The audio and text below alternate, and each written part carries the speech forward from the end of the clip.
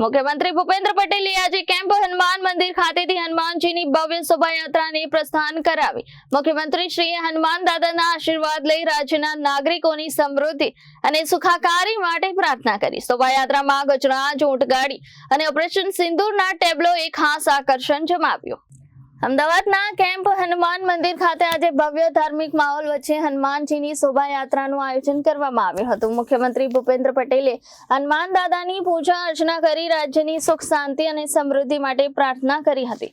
સવારે સામૂહિક હનુમાન ચાલીસા બાદ યાત્રાનો પ્રારંભ કરવામાં આવ્યો. મુખ્યમંત્રી શ્રીએ હનુમાનજીના રથની આરતી ઉતારી અને શ્રીફળ વધેરી યાત્રાને પ્રસ્થાન કરાવ્યું હતું. આ ભવ્ય શોભાયાત્રામાં ગજરાજ, ઊંટગાડી, વિશાળ ગદા, સજાવટ કરેલી ટ્રકો અને ઓપરેશન સિંદૂરના ટેબ્લો ખાસ આકર્ષણનું કેન્દ્ર બન્યા.